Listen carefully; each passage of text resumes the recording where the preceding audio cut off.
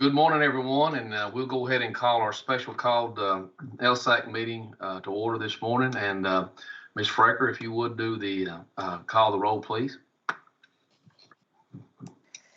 Good morning, everyone. Gladly. Danny Adkins. Danny Adkins, present. Kirk Biggerstaff. Kirk Biggerstaff, here. Tim Bobrowski. Tim Bobrowski, here. Harry Burchett. Harry Burchett, here. Tom Cochran. Tom Cochran, here. David Cox. David Cox, here. Keith Hale. Keith Hale, here. Sheila Mitchell. Sheila Mitchell, here. David Raleigh. David Raleigh, here. And Kelly Ransdale. Kelly Ransdale, here. Thank you, Chair. You have quorum. All right. Thank you all for attending today and being able to be here. Hopefully we'll be able to move through this pretty fast today as well, but give it due diligence as we move forward. Under our agenda that was pushed out to us to consider for today is item number 1, regulation for second reading and action, which is an amendment to 703 KAR 5:270, the Kentucky's accountability system, which is a second reading. And we have Ms. Rhonda Sims and Jennifer Stafford and Kevin Hill from the Office of Assessment and Accountability from the Kentucky Department of Education with us. Welcome. Thank you, Tim. Good to see everyone online. I'm not sure if you have something in mind in terms of how you proceed today, but we can tell you what we've heard back from folks already. Because I know Harry has sent some things from Central Kentucky. Tim, you've sent something. I think, Tom, you've talked to staff in our office, and your DAC has been involved in that conversation. So we've had some contacts on some things, and I think a few issues have bubbled up that probably are the dominant things in your thinking around what's in the current regulation. There were a couple of things that came forward that I just want to clarify. They're not regulatory issues, they're in statute. So I want to kind of maybe start with a couple things that were brought up that really we don't have an ability to change unless the statute changed in the next legislative session. So let me mention those to you. And again, we heard from multiple people that are on this group forwarding information, and I think that was helpful with our conversation today. But obviously there may be other things that members are thinking about, and we can bring those up as well. But we thought we'd at least kick off with what we've heard prior to the meeting. One group asked about individual student growth. You remember we had 2 years of reporting growth and had done a pretty significant rehaul of it in the second year just to be observable change. But the SB 158 now has an exclusive list of things to be indicators in the state system. And individual student growth was removed from that list. So it is not one of the exclusive factors. And I think the term is state indicator that's used to be part of an accountability system. Probably the thinking around that is the new SB 158 lays out this idea of change and status. So change is more that improvement piece. Status is what you do in the current year. So those 5 by 5, the color chart's not in statute, but the description that leads to a color chart is. And so that is statutory. The removal of growth is statutory. And again, I think probably growth was removed since change was coming in. I don't know that with certainty by any means, but I'm assuming that. We had a couple of the people that mentioned something around using the word transition readiness versus post-secondary. Post-secondary is the new term that's in SB 158, and obviously there were some changes in 158 around that. So those are the things that we saw bubble up with questions that really are part of the statute. Not saying, statutory language can be changed, but it takes an action of the legislature and an agreement. Whereas regulatory change is the promulgation of the board. And that's where we have a little bit more ability to take your feedback and others and make those changes with the board's approval.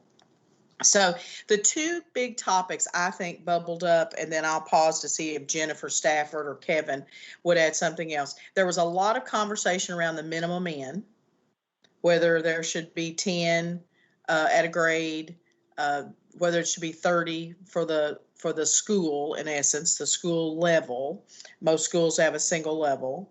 That one came up quite a bit. I won't say that all of the feedback was consistently the same.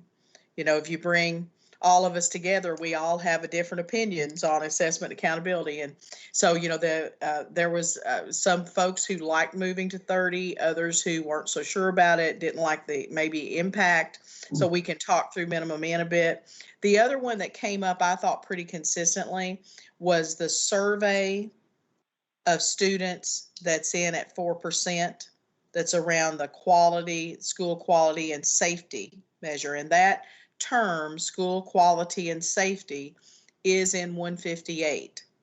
Okay. And so, and what was in there in the previous version of the bill was the survey, and we did not recommend a change there as the bill, as the reg is going through. But that one has raised some concerns. I had several superintendents who've reached out that they're just nervous about using perception data and having it be in at 4%. You know, if whether or not it even should be less than 4%. But we do have to have something in that box, something that relates to safety and relates to school quality to be compliant with 158. So those are the two big ones that as I've looked through the comments that we've received, we really appreciated getting those in advance. I'll ask if Jennifer or Kevin Hill, who are on, I think Michael Hackworth from our office is also on, if they noticed other topics, other things that bubbled up beyond those. Thank you, Rhonda. Good morning, everyone.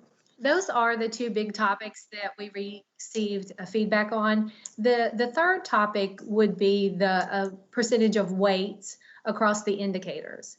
I think that there was some conversation about the percentage of weight that's on the different accountability components. There was some discussion about the 6% on graduation rate and whether that was sufficient enough or whether it should be increased. And also we've received comments about the percentage on separate academic indicator, or excuse me, the state assessment results in science, social studies, and writing, because those assessments are given once per grade level and not across all grade levels as reading and math are. So that was another big topic. Yeah, thank you, Jennifer. I appreciate your saying that one. And again, we had sort of differing opinions there, but I would say more of it was around high school than others. So, Tim, I guess I would ask, do you all want to take each one of those and have some conversation around it? Are there other topics we want to get on the table first? Those were the ones that, again, from the feedback we received and the questions we received in advance, seem to have bubbled up.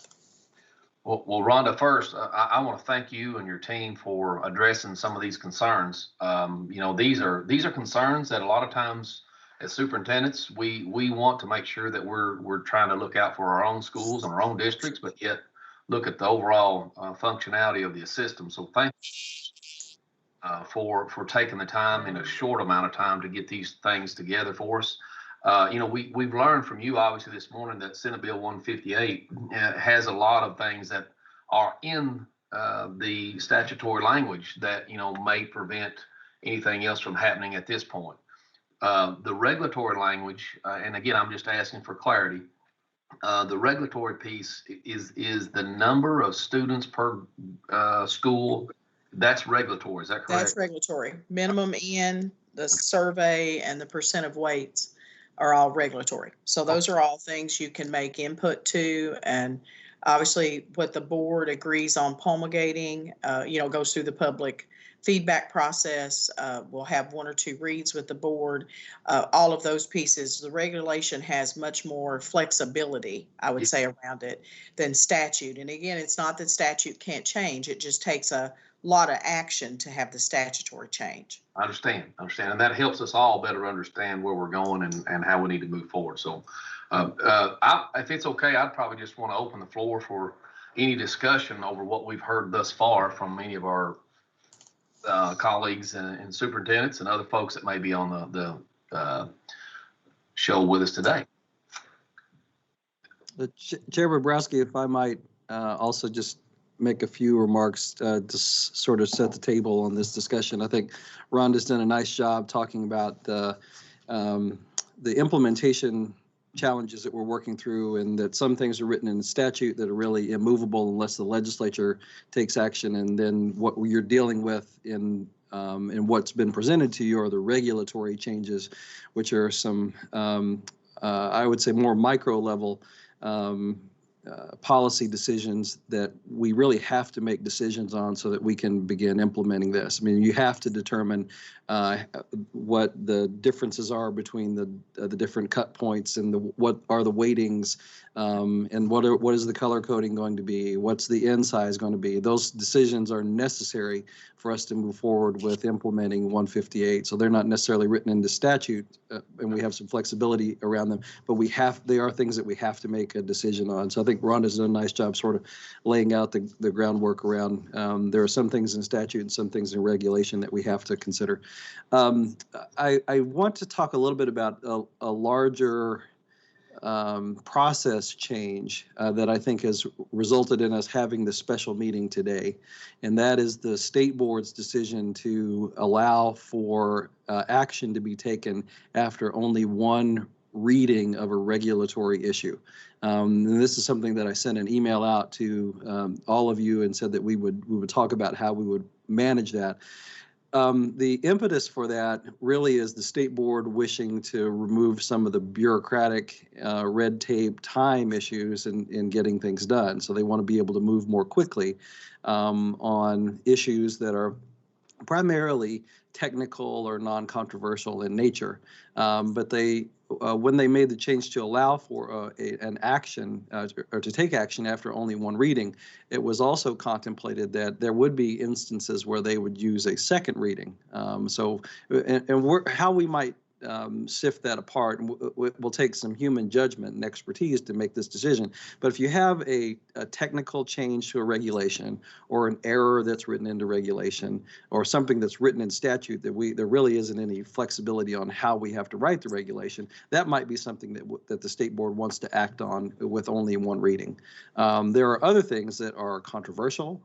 There's lots of policy input that needs to be had, or perspectives that need to be gathered. There's a great deal of interest, or it has a large scale impact.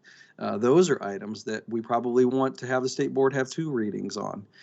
So I think one of the things that we are working to pull together is, now that the state board has decided how it's going to operate, and that has an impact on how the LSAC operates, because you have to provide a recommendation to the state board on their regulations, and so you need to have some flexibility, and we need to adjust the timing on when you're hearing things. One solution that I proposed in my email to you was that you could also recommend to the state board that they move something to two readings if it was sufficiently, if you felt like it was a sufficiently large policy impact, or it had some contention or controversy around it, or it just required more time. I would suggest that this is one of those items. This is while we've got elements of this that are written into state statute that are constraining, while I think Rhonda and her team have done a great job thinking through the technical changes that are necessary in the state to put Senate Bill 158 into reality, it's just a big decision. When you talk about the state's accountability system, we want all opportunities for input to be gathered, for everything to be vetted and well thought through. I don't have any illusions that we're ever going to reach a place where everybody goes, you know what, completely good with all aspects of this. I agree with it 1,000%. I don't think we're ever going to get that consensus, and really all of us could spend the rest of our lives tinkering with the numbers and weights and cut points on the accountability system, and we would never reach complete consensus, because these are conversations around values and how those values are operationalized. But I do think that it is a big decision, and it is something that the LSAC could recommend that you move to 2 readings on. And so how that would play out is that emerging from this meeting, the LSAC could take action and recommend that this be a 2 reading item.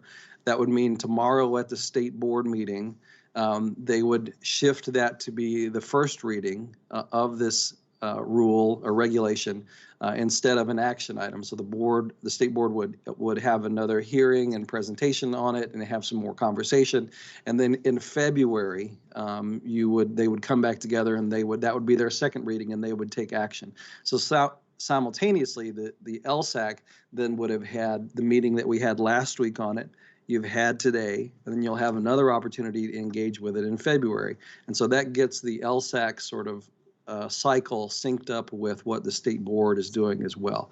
Because we also recognize that the state board has had a study session and 2 prior board meetings where they've heard about this and talked about it. And I think one of the things that caused us to have this special meeting today is that you only had really 1 bite at this, and it's a lot of information, and it's a big policy decision, and you felt rushed and pressured to make a decision on that without having the benefit of all that background and context that the state board really had.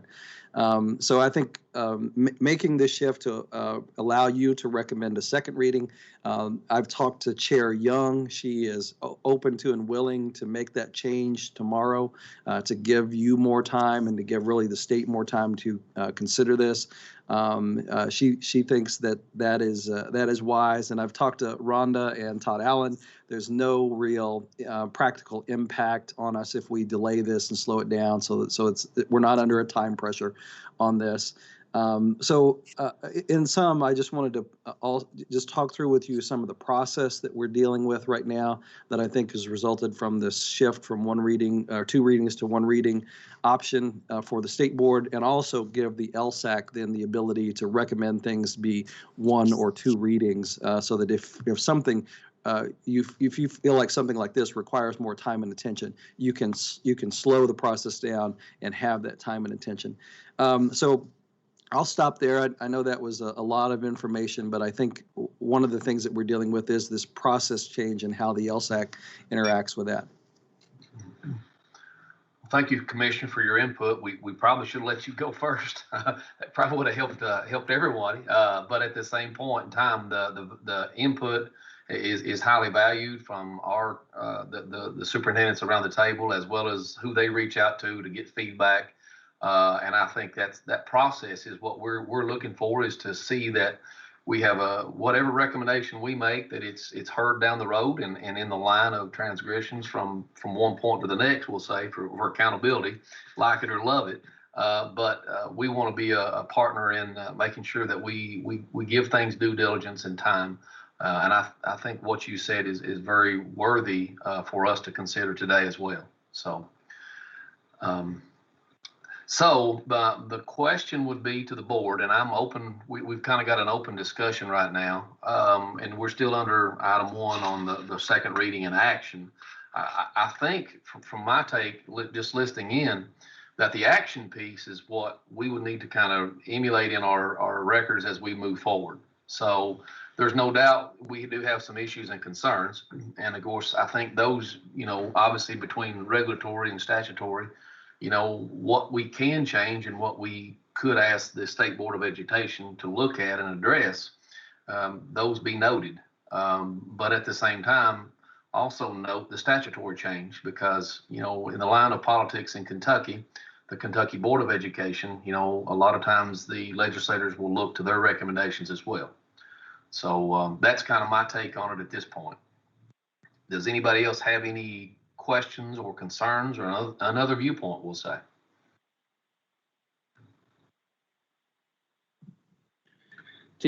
Tim, Yes. this is Harry Burchett. I would like to echo that same sentiment from Commissioner Glass and from you that I received input from a few districts that just said, you know, can we just slow this process down just a bit now? And so we have more time for input and feedback, and specifically noting to the attention and detail that Rhonda, that was put in place several years ago when we worked with Dr. Pruitt on developing our system, how much really outreach across the state that went into that. I think that's the concern. You know, folks are looking back to what we did then versus almost we got this bill from the state and Senate Bill 158, and now you're tasked with this enormous challenge to meet the needs of Senate Bill 158, federal guidelines, and come up with regulations that gives us a pathway forward. So I think that probably would be a good thing. I specifically would like to go ahead and hear personally on some of those issues that you've already brought up this morning. One in particular, I guess the in count. Could you, if we're going to go back and go through some of these items, could you expand on exactly what did the in count look like under the existing system? Just review that for everyone, and then review that proposed change. So would be one issue for me. Yes, Harry, we can certainly do that. If the group would like that, we can go through some of these topics that have bubbled up. And please, you know, we're kind of summarizing what we've heard. You've seen what's rotated through you if you've sent it to us. So, you know, if we've failed to kind of notice something, or there's a sort of an extra item you want to throw in there with it, please, you know, help with that part of the process. I do want to make one comment, Harry. You're right. You know, the last time we did an accountability system, the real sort of movement behind that was that ESSA had come in. The federal law had changed, and there was a lot of ability for states to relook at their accountability. And many of you know that I rode around the state 2 years with Dr. Pruitt, doing town halls, and got to see people face to face. And we had a lot of committee work, a lot of activity that went in, and all that work moved forward into the accountability. And there are pieces of that are in 158. One thing I want to mention to you is Senate Bill 158 is more detailed around accountability than anything we've ever seen out of the legislature. So it is, I would describe it as more prescriptive. There are things that are more spelled out. We've never had a legislative bill that said exclusively, here's what will be in accountability. We've had historically the legislature saying, here's what you'll test at what levels, and that you'll do what's necessary to be compliant with the federal law, but never where as many of the details were actually spelled out in the legislation. Typically, that was left to the state board to come up with what should be the system, the process. But the way this Senate bill was constructed, there's a lot of those base decisions that we would have talked about in town halls that are actually prescribed already in the statutory language. So that means we've got a little different sort of set of bookends to work to put our books between. And that there's more detail around that state law than we've ever had in the past. And so that means that what we have left to make some important decisions on is a little bit fewer number of things than what we've had in previous systems. But that still doesn't mean there aren't very important policy decisions to get into place. And minimum in is certainly one of those. So I'm going to give you what I would describe as the base definition of minimum in. And then I'm going to pause periodically for Jennifer to weigh in and add to or straighten me out if I need to be straightened out. And Kevin Hill has some background, obviously, with what the data actually has. So the federal government and the federal law of ESSA, and even before that, going back earlier versions, states had to have what's called the minimum count of students, the minimum number, to say that group is large enough to be included in accountability and reporting. Because remember, the federal law is about identifying the schools that need most assistance. So how many students do I need in a group before I can say I can report that group and include them in accountability? And what the change that came in with the federal law was that you could go up as high as 30 students to be in that number. So we see very little example from other states of where anything is above 30. I think there's a couple of exceptions with graduation rate, but it's in states with huge populations of kids, where there are thousands of kids in a graduating class. So very different than the demographics in the state of Kentucky that we would have. So how many students is that appropriate amount? Now, Kentucky historically, from the time that we have, and I see that my staff are putting up some background slides for us to go into here in a minute, and Jennifer will lead us through some of these examples. But historically, Kentucky has used what's called the rule of 10. And that came in back even with No Child Left Behind. And we said, if you have 10 students in a group, we're going to report that group. And we have kept to that. And back when Dr. Pruitt was with us and we were doing the town halls, the 10 and 30 came up at that time. And there was a lot of discussion at the Kentucky board. And the decision at that point in time was to leave things at 10 per grade.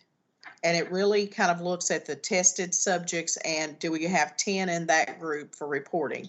If you had a group that was fewer than 10, it meant you didn't report that particular group of students, because a lot of this is around group reporting. But what we know happened during the writing of SB 158 and some of its movement through the legislative process is there was discussion of having 30, since 30 is federally allowed. So we felt like when we were coming back to the state board to become compliant with 158, that this was worthy again for discussion in the 10 and the 30. So where that took us to is our recommendation that we put into the regulation that's in front of you was that we would keep a focus on 10 for reporting. If you had 10 students, we would do some public level reporting, but that you would need 30 in a group for the school in order to be in accountability. Now, we can't make that 30 per grade because Kentucky has a level-based reporting system. So if we said 30 per grade, then you'd have a 3, 4, 5 that would actually have 90 students. And we would never be able to get away with that on a federal review because that would far exceed their idea of a 30 minimum in count. 30 is pretty much accepted without question, but if you go above that, you're going to have a lot of proof and evidence to say why that would be more important. I know someone in one of your comments talked about the notion of could you do like a sliding kind of percentage scale? The idea is this group a certain percentage of the whole. We have doubt that could be approved federally, and no state has done that. Probably thought about it. We've even talked about it internally within OAA, but we doubt that that could receive federal approval because that range would vary so much by schools and would change reporting by schools so much. So let me pause there. And Jennifer, I see that we have some slides up. Jenny's probably doing that magic behind the scene, Jenny Larkin. And do you want to walk folks through a little bit of the example of what was proposed by the grade here? It looks like what's up on the screen. Sure. Can you hear me? We can. Okay, great. So this is the option we took to the Kentucky Board of Education, and this is what we're currently doing, or it was in the past accountability system that we use 10 per grade. So in this example, and this is an elementary school level, for reading and math. So the elementary school has grades 3, 4, and 5. And with the rule that you have to have 10 per grade, then you would see that each of the grade levels, each of the grade levels would have to have 10 students in that grade level. So in grade 3, in the example above the line, you would see that grade 3 has 12 students, grade 4 has 17 students, and grade 5 has 14 students. So all 3 of those grades have more than 10 students, and that reading and math indicator would be included in accountability. Below the line, you see then the example that grade 4 falls below that 10 per student level, and then the indicator would not be included in accountability. Now the next slide is with the next example is for the science, social studies, and writing. And again, staying with this option of 10 per grade, for elementary and middle and high schools, the science, social studies, and writing content areas are only assessed once per those grade spans. So in this example, again, it's an elementary school example. Grade 4 is tested in science, and grade 5 has social studies and writing. So in the example above the line, those 2 grade levels have more than 10 students, and that separate academic indicator or the science, social studies, and writing assessment scores would be included in accountability. Below the line, then, with the 10 per grade, the 5th grade falls below that threshold of 10, and that indicator would not be included in accountability. So that's currently what we're doing and how it's been reported in the past. So the option 2 is this idea of then going from that 10 per grade, then moving to a 30 per school. So again, this is changes in the fact that it's the whole school total.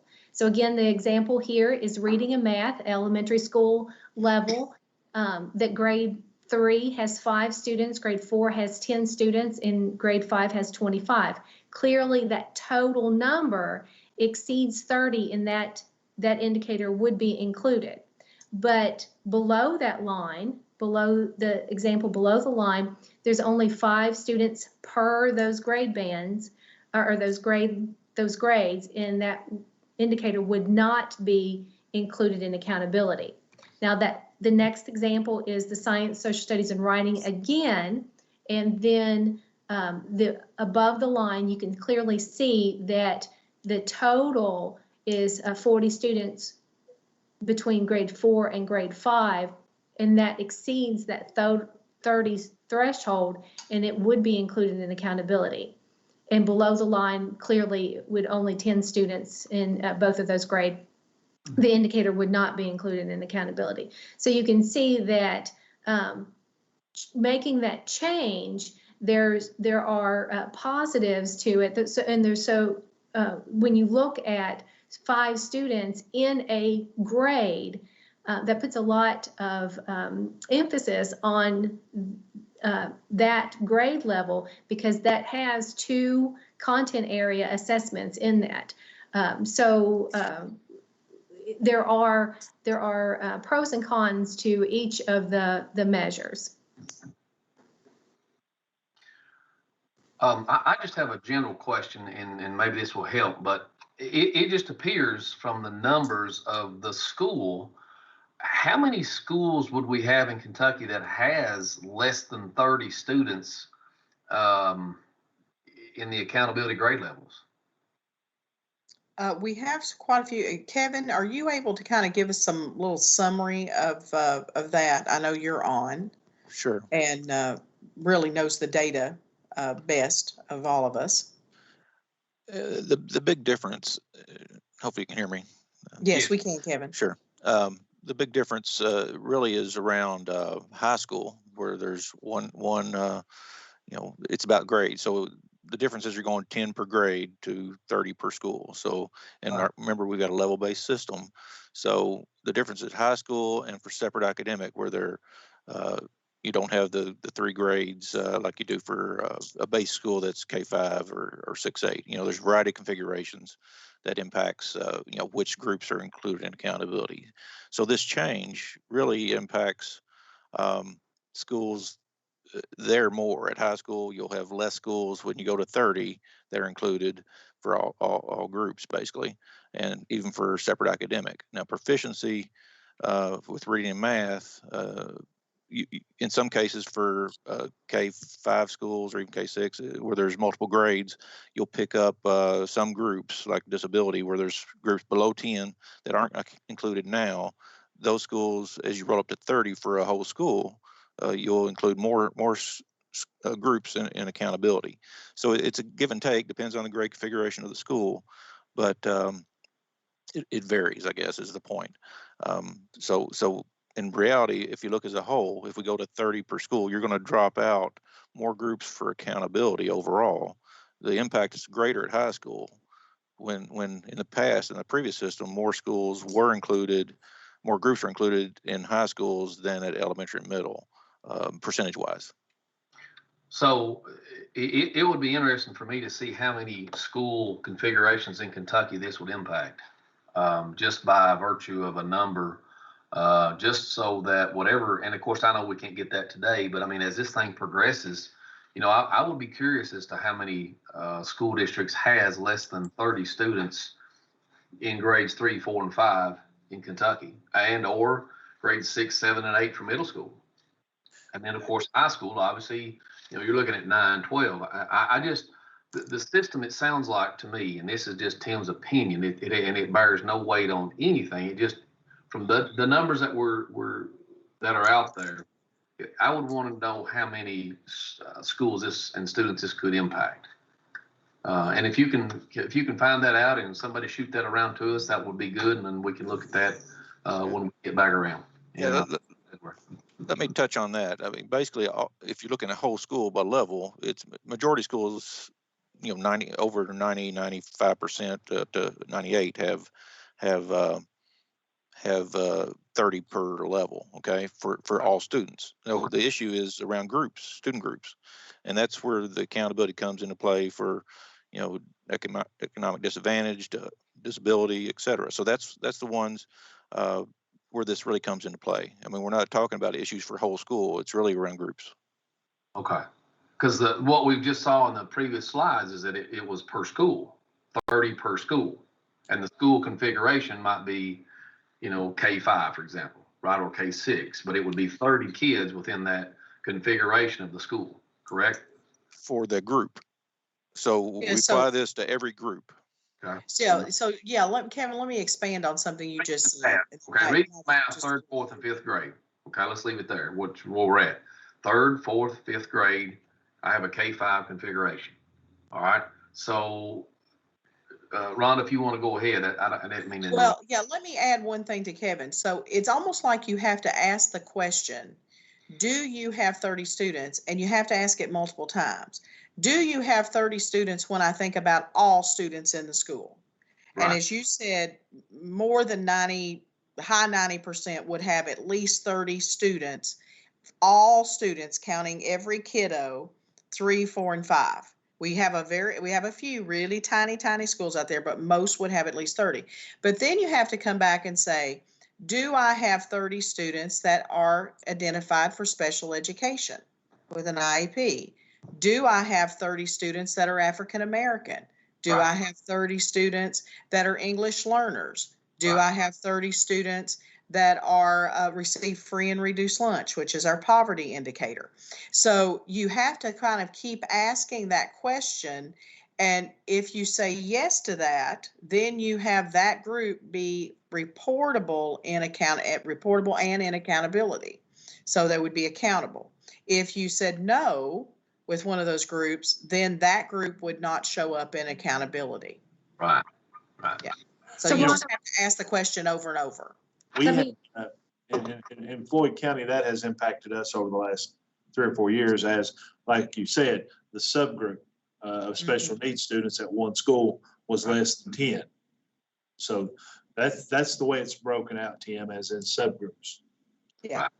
That's just what I was trying to point out, the fact that it looks like a school when you look at the slides, but then the subgroups, I understood those, how they were broken down, and that's fine. I just was curious whenever we started talking about the whole school level, if would this impact a very small percentage of schools, or would this have a larger impact for accountability? So that was kind of where I was going with that. But that's fine. Good question. And I just looked that up. Hey, Rhonda.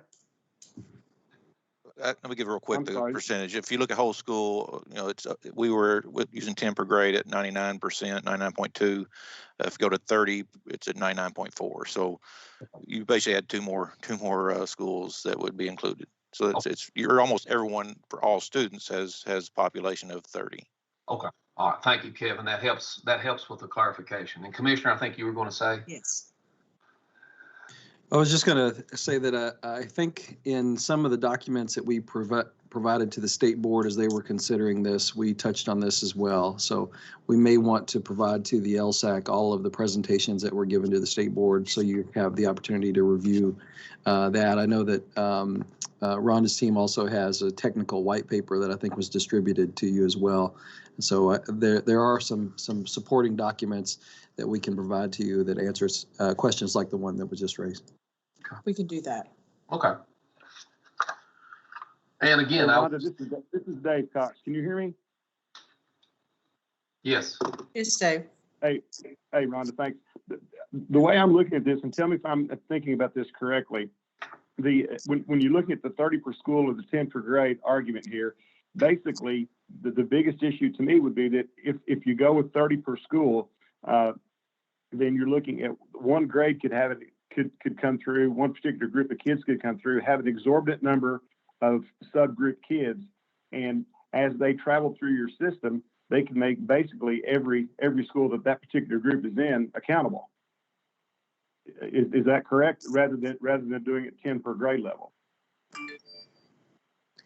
I think so, Tim. Dave. I'm trying to kind of visualize what you mean. Let's say 3, 4, 5. Your third grade group, for some reason, unbeknownst to us, has an exorbitant number of special needs kids, for example. Gotcha. And so as that group travels through your system each year, that number is going to either stay the same or get larger. Well, they're going to whatever school they're in. If you've got, like us, we have several transitions. We have 4 different schools those kids would travel in before they graduated. We're not K6. We have one building that's just 2 grades. So as that group would go through, if we're counting by a 30 group total for the school as opposed to 10 per grade, that could be detrimental to us in the fact that we would be accountable in some grades where we might have just 4 or 5 kids, but the group prior to them had 30. Yeah, you're right. Because that, if you had, I think one of the slide examples Jennifer just went through was 35 and 5. Now, that's not a probably common scenario for most school districts, but you could. Let's just say you had 35 kids that were special needs and the other, and every other grade had 5. Then as that 35 group tracks through the different school buildings as they move up in grade, then they would add together with what other kids you had, and you would be over the 30 count for reporting. So you're right, and that could make that group continue to be accountable in the school that they're in, that as part of, as they matriculate along through your 4 buildings. Yeah, see, that would be, to me, would be a little harder to mitigate in a district that has more transitions. We don't have a K6 building. We go K3, then we go 4, 5, then we go 6, 7, 8. So it would be more impactful. You could mitigate it a little more, I guess, if you were comparing 6 grades as opposed to 2 or 3. Okay. Yeah. I mean, you can offset that large number of groups traveling through if, in fact, you had 4 other groups to average into that, as opposed to just one to make your 30 group. But anyway, I just want to make sure I was thinking about that correctly. Thank you. Sure. Thank you. Good question. Rhonda, I also want to make the point as well, so that that it's clear that the identification and the number of students per group also goes into the identification of TSI and ATSI. So this number becomes critically important when determining if the school has a group of sufficient size to identify schools for targeted support and improvement, as well as additional targeted support improvement. So we're not just talking about the students and the indicators within the overall accountability. It's also those number of groups within the school that's eligible for the identification of those federal classifications. All right, very good, Jennifer. A good reminder. As we talked about this with other groups, before LSAC, we've been out with our district assessment coordinators. I think Jennifer met with the Title I practitioners group. We also, I'm trying to think who else we talked with, Jennifer. There was SCAC. We met with SCAC as well. And we've had one other suggestion that was brought up as part of that feedback. And Jennifer, it wasn't at 10 and 30, it was the idea of making an and statement.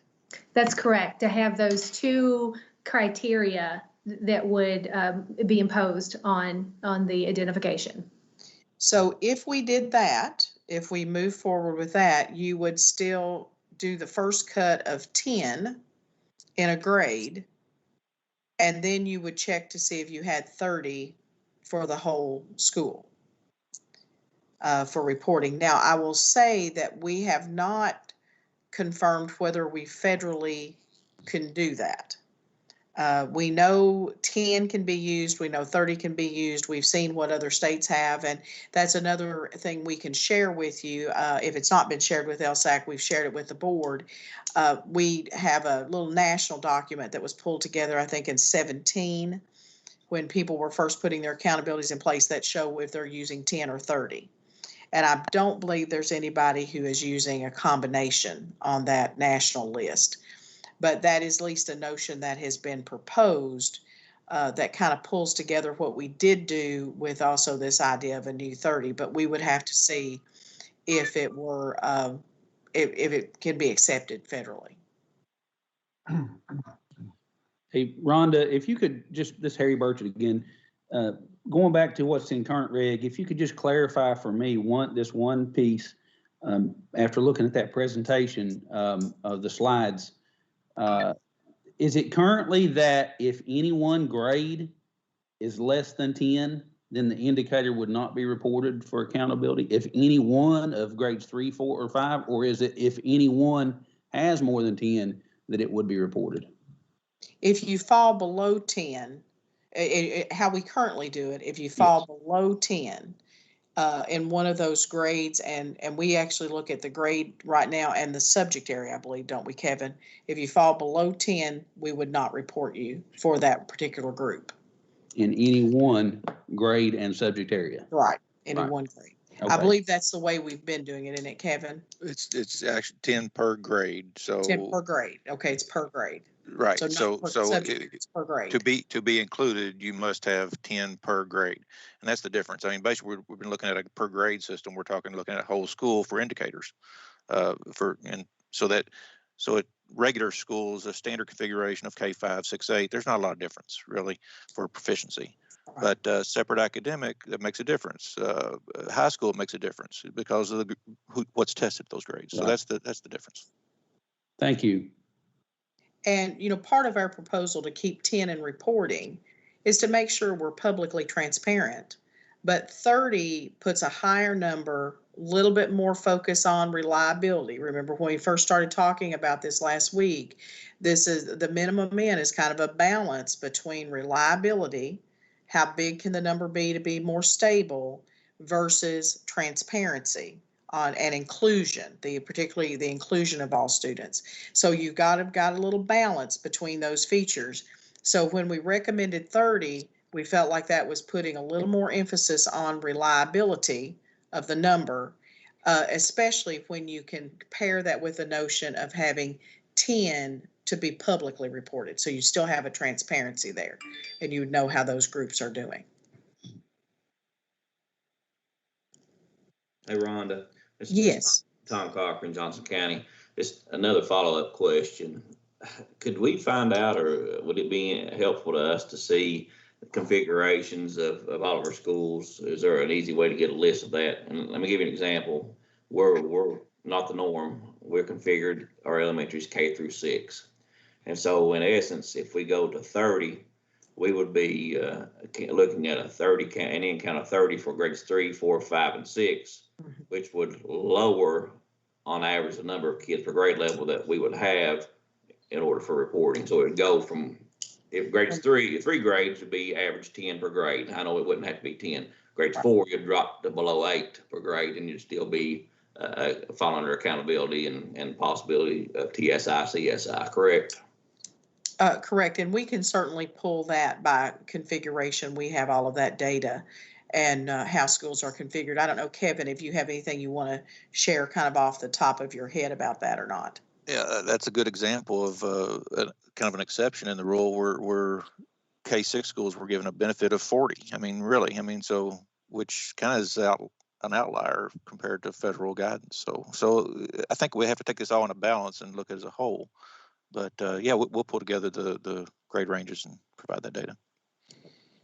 And we do have some schools, where we have some K-8s, we have some K-6s, K-5s. We have a real mix of configuration. And if you're K-8, we report you as 2 separate schools. You have an elementary level and a middle level reporting. And I know Dave Cox has a lot of experience with that, being with Corbin. Do you all have any other thing you would like us to look at, or any thoughts? Obviously there's been some discussion of this being sort of a first read level around the minimum end, or something we've not talked about yet that you want to get on the table that people have shared with you. Again, this is kind of going through and trying to glean the big ideas that came out of what you shared with before the meeting.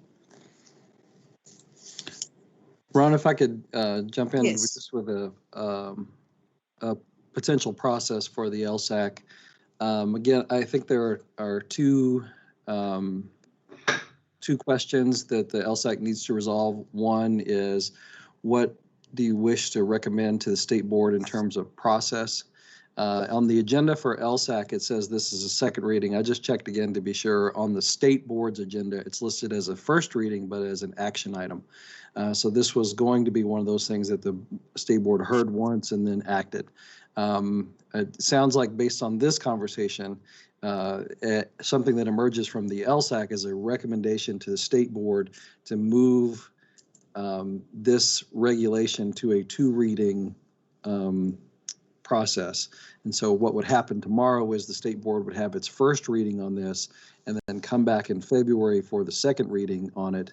That would also allow the LSAC at your February meeting to hear another presentation on this. And then all that period in between, some of the questions that have been asked today, we can make sure that we have answers to, or other things that come up in that period of, we've got a few months now between now and then, we can have those answered. So I think that is the one element is what process recommendation do you have for the state board?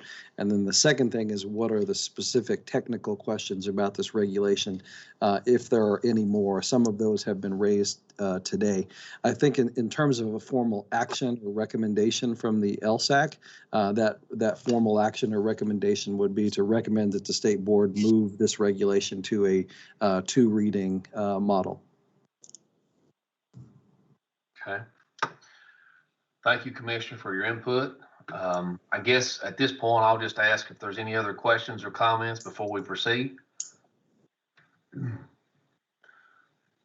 Thank you all for your discussions. I think it's been very enlightening to everyone around the table, from Mr. Hill to Rhonda to Jennifer to everybody that's from working with KDE and trying to provide us accurate information so that we can share it out and disseminate information. I think that's you all are to be commended for the work and the effort that you're putting into this. So I want to personally thank you all for the work that you're doing. So appreciate it. So. Thank you, Tim. We appreciate that. I think Danny may have his hand up. Danny Adkins. Tim, you may not be able to see that on your screen. I'm glad you brought it up. I cannot see it, but Danny, if you got a question? Yes, just one more thing for Rhonda. Now, Sure. This recommendation is pulling it into alignment with the reg. Am I correct with the in count? What you see in the regulation was the recommendation that was going to go forward to the board. That would be 30 per school and 10 for public reporting. A lot of states take that approach. They have a different count for public reporting than they have for accountability. Kentucky's always used that 10 for both, but we recommended, based on making our numbers a bit more reliable, to go to 30 and 10. And that's what's in the regulation. Now, this SB 158, while they talked about in count, and there were times language was in the law in its process, and then times it was out, the final SB 158 is silent on minimum in. So that's why we feel we need some clarification and a lockdown of minimum in, because we'll have to have a minimum in to just carry out the system and to implement it. Absolutely. Thank you, Rhonda. Thank you, Danny. And again, Rhonda, that may be another question that we could look at with the 10 and the 30. I know we do have some folks that have expressed a concern, but then we also have some folks that are not for that. But maybe more information about what 10 and 30 would look like. I think that may help us all. Yeah, we can do that. We can certainly give you a sense, of how many groups would drop out. I know we've done an initial look at 10 and 30 because it came up in some of the sessions that we've had with folks, and more student groups drop out of accountability reporting when you put the 10 and the 30 together. Mm-hmm. So 30 has fewer groups for accountability reporting, particularly at high school and where we have one test. If you do 30 for the reading and math at elementary 3 through 8, you actually pick up a few groups because of that going below 10. But when you put it together and say 10 and 30, it's definitely fewer groups that are part of accountability. Okay. But we can look at it, we can break it out, because it does have a lot to do with where the subjects are tested, and it varies a bit by grade level, by elementary, middle, and high. But I think when we did 10 and 30, I can't remember, I think with high school it didn't have much of an impact. I think it was really more elementary, middle. But we can pull those numbers and maybe put that in some sort of easy to see graphic, and at the same time we can look at the grade configurations, which Tom brought up. If you can do that, that'll be our Christmas present from Rhonda Sims, right? All right. Boy, you guys are easy. Santa would get off easy with that. That's because I have Kevin Hill and John Wickheiser behind us. I understand. Okay. Yeah. Listen, well, thank you all for the discussion at this time. We will move to and again, I gotta kind of clarify this, Commissioner, so if you need to jump in, feel free to do so. It looks like we need a motion to approve the amendment to 703 KAR 5:270 on the accountability system. But in that motion, Commissioner, probably your recommendation was to proceed and have this to be a second reading to Kentucky Board of Education, as well as that was a process that we needed to put in this motion. Would you recommend anything else? I think you've got a couple of options. One is that if the members of the LSAC feel comfortable recommending the changes today, you can go ahead and do that. And you could recommend that it move to a second reading. If you want to hold and have the other questions that were answered today brought back before you in February, then I would just remain silent on the recommendation on the regulation itself. Just don't say anything on it. So effectively, you haven't taken a position on it yet, but recommend to the state board that they move the KAR 5270 to a 2 reading process, and that way you'll be able to have your questions answered at your upcoming February meeting. So my recommendation to you would be, based on the conversation I've heard, is do that. Recommend that the state board move this to a 2 reading model. We've already heard from Chair Young that she's open to and willing to do that. I've talked to Rhonda and Todd. That doesn't create any process problems for us. We have time to do that. And it allows you the opportunity to gather more feedback from your colleagues and peers across the state, and have another opportunity to have any questions that come up between now and February answered at that point. So my recommendation is that you just recommend that they move to the 2 reading process. Okay. Thank you. So we have a motion. I will need a motion to reflect that. Yes, I would like to make a motion that the LSAC recommends the state board to for amendment to 703 KR 5:270 to a 2 reading process. Thank you, Dave. That was David Raleigh. All right, I will need a second, please. Tom I'll Cochran, I'll Tim. second This is that. Dave Cox. All right, so we have Dave Cochran and Tom Cochran and Dave Cox, who are battling for the second there. So, Dave can have that. all right, Dave, you got it, buddy. You got it. So, all right. Good And deal. Chair, just really quickly, Superintendent Cox, were you able to join by computer and are we able to see you on video? If not, I hate to be the bearer of bad news. We wouldn't be able to accept your motion without video. That is no issue. I will gladly concede to Tom. I was not able. Okay. I've got your video pulled up, but the camera on my computer at home, I'm also quarantined right now, so the camera at my home is not working. So Got with that being said, I'm listening on my phone, watching on my computer. All Got right. it. So Tom will let you make the second. And Dave, we hope you do well, buddy. And we're thinking about you, and we want to make sure you're safe, and everybody in your family is as well. Thank you very much. We're doing real well right now. Thank you. Good to hear. Okay. All righty. So we have a motion, a second, and we'll need to do a roll call. Ms. Fraker. All right. Danny Atkins, Danny Atkins, yes. Kirk Biggerstaff, Kirk Biggerstaff, yes. Tim Bobrowski, Tim Bobrowski, yes. Harry Burchett, Harry Burchett, yes. Tom Cochran, Tom Cochran, yes. Keith Hale, Keith Hale, yes. Sheila Mitchell, Sheila Mitchell, yes. David Raleigh, David Raleigh, yes. and Kelly Ransdale. Kelly Ransdale, yes.